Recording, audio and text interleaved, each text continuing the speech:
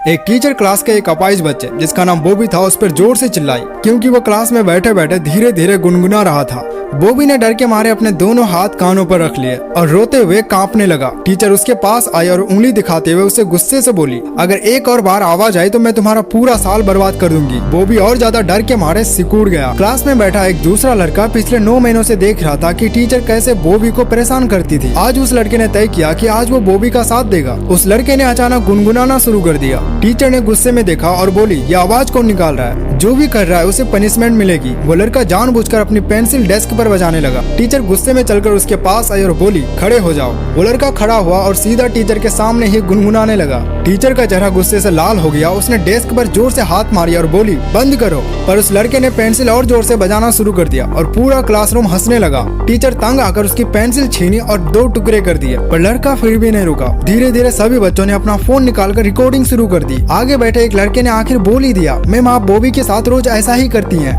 Teacher ने बड़ी बड़ी आंखें करके बॉबी की तरफ इशारा किया और उस लड़के से बोली, वो इसलिए गुनगुनाता है क्योंकि उसके दिमाग में कुछ प्रॉब्लम है। तुम्हारे अंदर कोई प्रॉब्लम नहीं है तो तुम मेरी क्लास में मजाक नहीं उड़ाओगे। तभी बॉबी ने अपने कानों से हाथ हटाया। उसने अपनी डेस्क को पीछे किया और पूरे साल में पहली बार वो हिम्मत जुटाकर खड़े हुए। उसने सीधा अपने टीचर की आंखों में देखा और बोला, मुझमें कोई प्रॉब्लम नहीं है, आप बिना वजह मुझे परेशान करती हैं। पूरी क्लास एकदम शांत हो गया। टीचर ने कुछ बोलने के लिए मुंह खोला ही था पर उनके मुंह से आवाज ही नहीं निकली। उन्होंने कांपते हुए अपने हाथों से फोन उठाया और बोली, सिक्योरिटी को रूम नंबर 12 में भेजा। 2 गार्ड्स अंदर गए और उस लड़के को बाहर ले गया। जब वो लड़का वहाँ से जा रहा था तो बॉबी अब भी अपने हक के लिए खड़ा रहा। वो लड़का प्रिंसिपल ऑफिस के बाहर बेंच पर बैठा था। तब तक आदि स्कूल ने प्रिंसिपल को टीचर की वो हरकत वाली वीडियो ईमेल कर दी। प्रिंसिपल का दरवाजा जोर से खुला।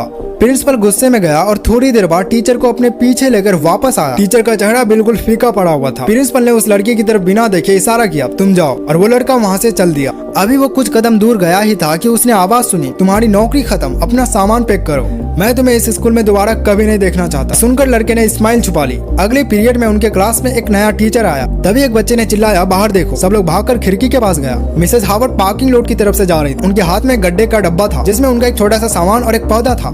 अभी उन्होंने कुछ ही कदम चला ही था कि उनकी हील एक पत्थर से टकराई। डब्बा हवा में उछला और सीधा उनके सर में ही गिर